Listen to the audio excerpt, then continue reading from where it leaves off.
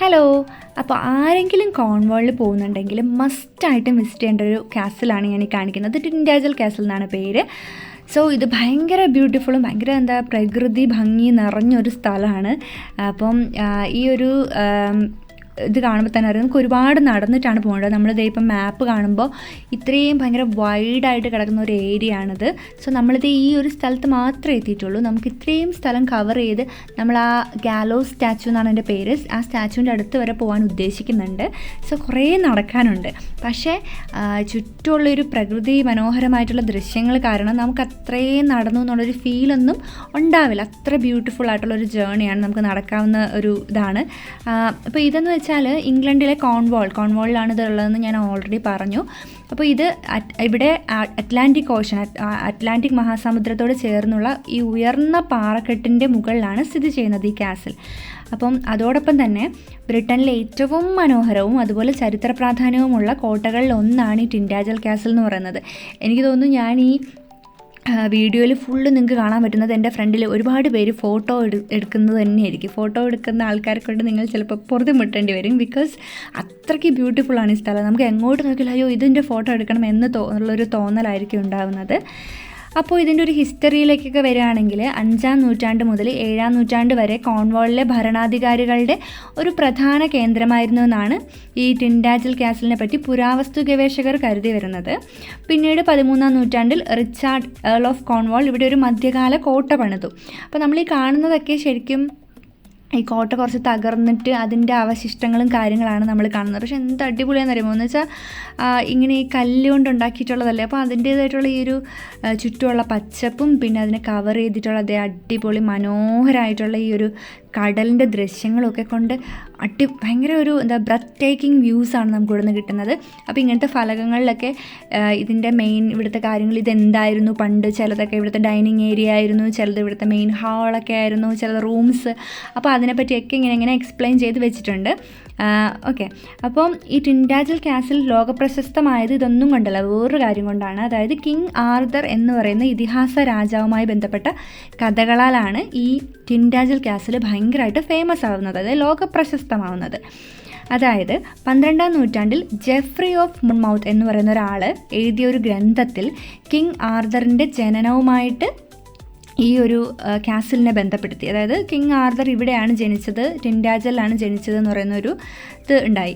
അങ്ങനെ ഈ കാണുന്ന ദൂര സ്ഥലമൊക്കെ ഉണ്ടല്ലോ, അവിടെയൊക്കെ ആൾക്കാർ നടക്കുന്നുണ്ട്. ഉറുമ്പ് പോലെയാണ്, അതുകൊണ്ട് കാണാൻ പറ്റുമെന്ന് എനിക്ക് തോന്നുന്നില്ല. ഓക്കെ, സോ അപ്പം ആർതറിനെ പറ്റി ഞാൻ പറഞ്ഞല്ലോ, ആർതറിനായിട്ട് ബന്ധിപ്പിച്ചാണ് ഇത് ഭയങ്കര ലോകപ്രശസ്തമാവാൻ കാരണം. ഈ ഒരു ഇപ്പം ഇവിടെ ഈ ഒരു ഫുഡ് ബ്രിഡ്ജിനെ പറ്റിയൊക്കെ എക്സ്പ്ലെയിൻ ചെയ്യുന്നുണ്ട്. ഇതിങ്ങനെ അങ്ങോട്ടും ഇങ്ങോട്ടുമുള്ള ഈ പാറകളെ തമ്മിൽ ബന്ധിപ്പിക്കുന്നതും കടലിൻ്റെ മുകളിൽ കൂടെയാണല്ലോ ഇതുള്ളത്. അപ്പോൾ അതൊക്കെ ഭയങ്കര ബ്യൂട്ടിഫുള്ളാണ്. അപ്പം അതൊക്കെയാണ് ഇവിടുത്തെ മെയിൻ വ്യൂ പോയിൻറ്റ്സ്, ലൈക്ക് നമ്മൾ വിസിറ്റ് ചെയ്യേണ്ട സ്ഥലങ്ങളെന്ന് വെച്ചാൽ. പിന്നെ എന്താണ്, ഈ സ്ഥലം ഭയങ്കര ചരിത്രവും ഐതിഹ്യവും ചേർന്ന ഒരു വിനോദസഞ്ചാര കേന്ദ്രമാണ് ഇപ്പോൾ. എന്നാൽ ആർതർ സത്യം പറഞ്ഞാൽ ഇവിടെയാണോ ജനിച്ചത് എന്നതിന് വ്യക്തമായ ചരിത്ര തെളിവുകളൊന്നും നിലവിലില്ല.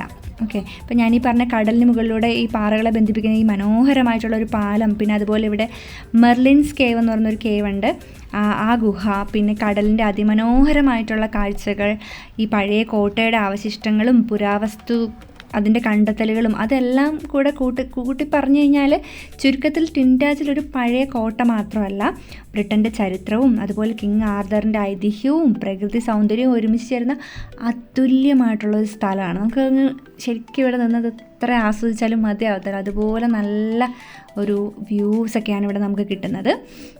അപ്പം ഈ കാണുന്ന സ്ഥലങ്ങളെല്ലാം തന്നെ പണ്ടത്തെ കോട്ടയുടെ അവശിഷ്ടങ്ങളാണ്. ഇതെനിക്ക് തോന്നുന്നു അവരുടെ എന്തോ ഒരു ഡൈനിങ് ഏരിയയോ അങ്ങനത്തെ എന്തോ ഒരു ദർബാർ ഹാളൊക്കെ പോലത്തെ എന്തോ ഒരു സ്ഥലമാണ്. ഇങ്ങനത്തെ കുറേ കല്ലുകൾ കൊണ്ടിട്ടാണ് നിർമ്മിച്ചേക്കുന്നത്. ഭയങ്കര ഭംഗിയാണ് കാണാൻ വേണ്ടിയിട്ട്. ഇഷ്ടംപോലെ ടൂറിസ്റ്റ് ഉണ്ട്. പിന്നെ അത്യാവശ്യം നല്ല വെതർ ആയതുകൊണ്ട് നമുക്ക് നല്ലതായിട്ട് എൻജോയ് ചെയ്യാൻ പറ്റുന്ന ഒരു കാലാവസ്ഥയാണല്ലോ. അപ്പം അല്ലെങ്കിൽ പിന്നെ തണുപ്പൊക്കെ ആണെങ്കിൽ ഇതൊക്കെ ഭയങ്കര ബുദ്ധിമുട്ടായിരിക്കുമല്ലോ.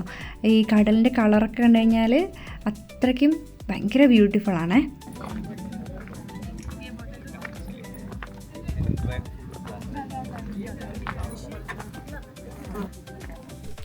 അപ്പോൾ അതൊക്കെയാണ് ഇവിടുത്തെ മെയിനായിട്ടുള്ള വിശേഷങ്ങൾ. കണ്ടില്ലേ, നല്ല ബ്ലൂ ആണോ ഗ്രീൻ ആണോ അങ്ങനത്തെ ഒരു ടർക്കോയിസ് കളർ വാട്ടറാണ് ആ കടലിനുള്ളത്. എങ്ങോട്ട് കാണിച്ചേ?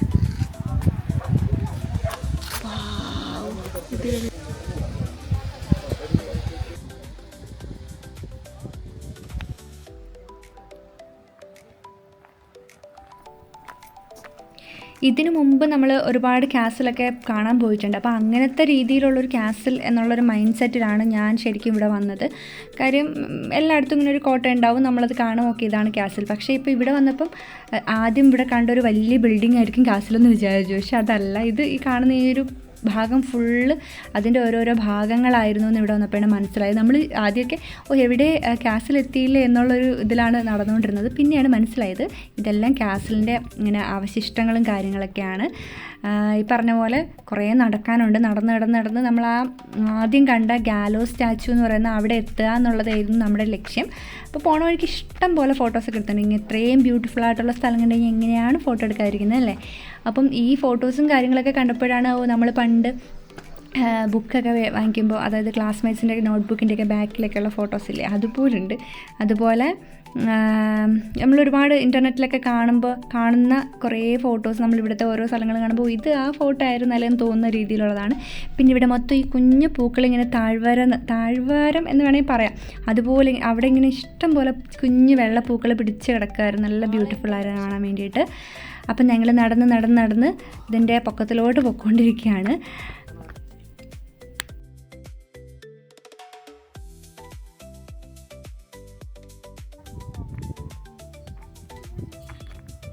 ശരി, പക്ഷെ ഇത് കാണത്തില്ലല്ലോ അപ്പുറത്തെ. ഇപ്പം നമ്മൾ ഏകദേശം ഇതിൻ്റെ ഒരു മുകൾ ഭാഗത്തേക്ക് എത്തിയിട്ടുണ്ട്. ഇതൊരു സമതല പ്രദേശത്ത് എത്തിയിട്ടുണ്ടെന്ന് വേണമെങ്കിൽ പറയാം. ഇത്രയും നേരം നടന്നതിൽ ഇങ്ങനെ കുത്തിറക്കവും കയറ്റവും ഒക്കെ ഉള്ള സ്ഥലങ്ങളായിരുന്നു. ഇത് ഫുള്ളിങ്ങനെ സമതല പ്രദേശമായിട്ട് കിടക്കുന്ന ഒരു സ്ഥലമാണ്. ഈ കുഞ്ഞു പോർഷനൊക്കെ ഇവിടുത്തെ പണ്ടത്തെ റൂമുകളാണെന്നാണ് തോന്നുന്നത്. കാര്യം അങ്ങനത്തെ ഒരു രീതിയിലാണ് ഇതിൻ്റെ ഒരു ആർക്കിടെക്ചർ. നമുക്കത് കാണുമ്പോൾ മനസ്സിലാവും. ശരിക്കും പിക്നിക്കൊക്കെ വന്ന് ഇവിടെ നിന്ന് കുറച്ച് അങ്ങനത്തെ ആക്ടിവിറ്റീസൊക്കെ ചെയ്യാൻ ഭയങ്കര പറ്റിയ സ്ഥലമാണെന്ന് തോന്നും. അപ്പോൾ ഞങ്ങളൊരു ഗ്രൂപ്പ് ഫോട്ടോ എടുക്കാൻ വേണ്ടിയിട്ട് ഇരുന്നപ്പോഴത്തേക്കും ഞങ്ങൾക്ക് ഇങ്ങനെ കമ്പനി തരാൻ വേണ്ടിയിട്ട് വന്നതാണ് ഇയാൾ. അപ്പോൾ ഇത്രയും മനോഹരമായിട്ടുള്ള കാഴ്ചകളൊക്കെ കണ്ട് നടന്ന് ഏകദേശം നമ്മൾ നമ്മുടെ ലക്ഷ്യസ്ഥാനത്തോട്ട് എത്തിയിട്ടുണ്ട്. ശരിക്കും ഇവിടെ എത്തിയപ്പോൾ ഞാൻ വിചാരിച്ചു ഓക്കെ ഇത്രയേ ഉള്ളൂ ഇവിടെ കാണാൻ എന്നാണ്. അല്ല, ഇതും കഴിഞ്ഞിനി ഒരുപാട് കാണാനുണ്ട്. സോ നമ്മളതിൻ്റെ ടോപ്പ് പോയിന്റിൽ എത്തിയിട്ടുണ്ട്. അതായത് ഗാലോസ് പ്രതിമയുടെ അടുത്തേക്ക് എത്തിയിട്ടുണ്ട്. ഈ ഒരു ഗാലോസ് പ്രതിമ എന്ന് വെച്ച് കഴിഞ്ഞാൽ കടലിലേക്ക് നോക്കി നിൽക്കുന്ന പാറമുകളിൽ 8 അടി വരെയുള്ളൊരു വെങ്കല പ്രതിമയാണ് ഗാലോസ്. ഇത് നമ്മുടെ കിങ് ആർതറിൻ്റെ ഇതിഹാസത്തെ ഓർമ്മിപ്പിക്കുന്ന തരത്തിലാണ് രൂപകൽപ്പന ചെയ്തിട്ടുള്ളത്. ഒരു രാജാവിനെ പോലെയോ അല്ലെങ്കിൽ ഒരു യോദ്ധാവിനെ പോലെയൊക്കെ നമുക്ക് തോന്നുന്ന രീതിയിലാണ് ഇത് രൂപകൽപ്പന ചെയ്തിരിക്കുന്നത്. എനിവേ, ഇവിടെ എത്തിയപ്പോഴത്തേക്കും നമുക്ക് എപ്പോഴും സംഭവിക്കാറുള്ളത് പോലെ തന്നെ കുറച്ച് ക്ലൈമറ്റ് മാറിയിട്ടുണ്ടായിരുന്നു. ഇത്രയും നേരം നല്ല വെയിലായിരുന്നെങ്കിൽ അത് കഴിഞ്ഞപ്പോഴത്തേക്കും നല്ല മഴ പെയ്തു. നമ്മളൊട്ടും പ്രതീക്ഷിക്കാത്ത രീതിയിൽ മഴ പെട്ടെന്ന് പെയ്തിട്ടുണ്ടായിരുന്നു. മഴ പെയ്യുന്ന യാതൊരു പ്രതീക്ഷയില്ലാത്തതുകൊണ്ട് അതിന് വേണ്ടിയിട്ട് ഒരു തരത്തിലുള്ള മുൻകരുതലുകളും നമ്മൾ എടുത്തിട്ടുണ്ടായിരുന്നില്ല. പിന്നെ ഇങ്ങോട്ട് നനഞ്ഞ് കുളിച്ചു. പിന്നെ അത്യാവശ്യം ചൂടുള്ളൊരു അന്തരീക്ഷം ആയിരുന്നുകൊണ്ട് അതൊന്ന് തണുപ്പിച്ചു എന്ന് വേണമെങ്കിൽ പറയാം. അപ്പോൾ ഇതാണ് ഇനി അടുത്ത ഇവിടുത്തെ മെയിൻ അട്രാക്ഷൻ. ഈ ഒരു ഒരുപാട് റീൽസിലൊക്കെ നമ്മൾ കണ്ടിട്ടുണ്ടായിരിക്കും. ഹെവനിലേക്കുള്ള വാതിൽ എന്നൊക്കെ പറഞ്ഞിട്ട് ഒരുപാട് പേര് ചെയ്തിട്ടുള്ള ഒരു സ്ഥലമാണ്. ഇത് കുറച്ച് സൂക്ഷിച്ചിറങ്ങണം, കുത്തനെയുള്ള ഇറക്കമാണ്. അപ്പോൾ ഇവിടുന്ന് കാണുന്ന ഒരു വ്യൂ എന്ന് വെച്ചാൽ ഭയങ്കര അടിപൊളിയാണ്. ഞാൻ ഇപ്പോൾ ഒരുപാട് തവണയായിട്ട് പറഞ്ഞു അടിപൊളിയാണെന്ന്. കാര്യം അത്രയ്ക്ക് ഭംഗിയാണത്. നമ്മൾ ശരിക്കും കണ്ടു കഴിഞ്ഞാലേ മനസ്സിലാകത്തുള്ളൂ. ഇവിടെ നോക്കുമ്പോഴത്തേക്കും നമ്മൾ നേരത്തെ വന്നിട്ടുള്ള ആ ഒരു പാലവും നമ്മൾ നേരത്തെ നടന്നതിൻ്റെ ഓപ്പോസിറ്റ് സൈഡ് നമുക്ക് കാണാം. ഈ ഒരു പാലമാണ് ആ 2 പാറകളെ തമ്മിൽ ബന്ധിപ്പിച്ചിട്ട് ഉള്ളത്. എത്ര ഫോട്ടോ എടുത്തു കഴിഞ്ഞാലും നമുക്ക് മതി വരത്തില്ല. അതുപോലെയാണ് ഇവിടുത്തെ സ്ഥലങ്ങളൊക്കെ.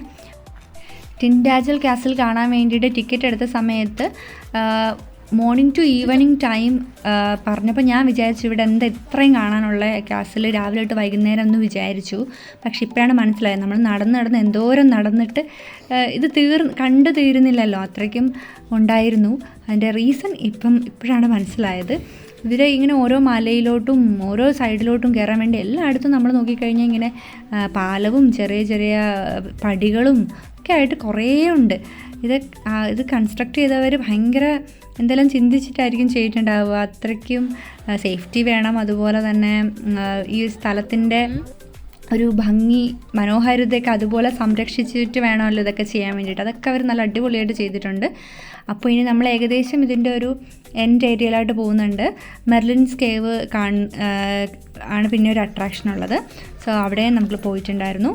ദെൻ ഇനി നമ്മൾ ടുവേർഡ്സ് ഇനി തിരിച്ചു പോകാനുള്ള ഏകദേശം ഇതായിട്ടുണ്ട്. അപ്പോഴത്തേക്ക് വീണ്ടും മഴ പെയ്യാൻ വേണ്ടിയിട്ടുള്ള ഒരു ഇതായിരുന്നു. ഇത്രയും നേരം നമ്മളിങ്ങനെ നടക്കില്ലായിരുന്നു. അപ്പം തീർച്ചയായിട്ടും നമുക്ക് എല്ലാവർക്കും നല്ലപോലെ വിശക്കുന്നുണ്ട്. പക്ഷേ ഈ കാഴ്ചകളൊക്കെ കണ്ടിട്ട് തീരാത്തത് കൊണ്ട് അതിട്ടിട്ട് പോകാനും പറ്റുന്നില്ലാത്തുള്ളൊരവസ്ഥയായിരുന്നു.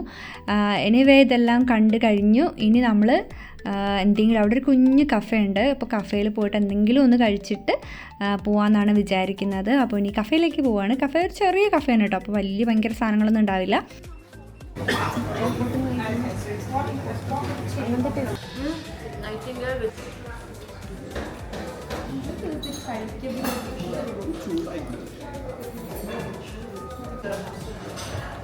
ഇതിന്റെ മുകളിൽ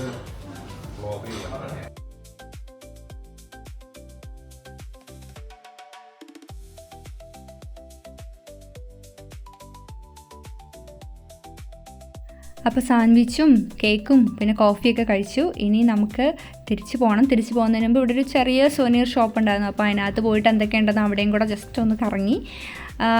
ഈ പറഞ്ഞ കണക്ക് മഴ അപ്പോഴത്തേക്കും ചെറിയ രീതിയിലുണ്ടായിരുന്നു. അപ്പോൾ ഇനി തിരിച്ചു പോകാൻ കുറച്ച് നടക്കാൻ മടിയായതുകൊണ്ട് അവിടെ ഇങ്ങനെ കുഞ്ഞു ബസ് പോലത്തെ ഒരു സംഭവം ഉണ്ടായിരുന്നു. ഇതിൻ്റെ ഹൈറ്റ് തീരെയില്ല, കുഞ്ഞൊരു അത്രയ്ക്ക് വലിപ്പം കുറഞ്ഞതാണ്. പിന്നെ നമ്മൾ ഓർത്ത് വേണ്ട നടക്കാമെന്ന് വിചാരിച്ചു. അപ്പോൾ അതൊക്കെയാണ് ഇവിടുത്തെ ടിൻഡാജറിലെ വിശേഷങ്ങൾ.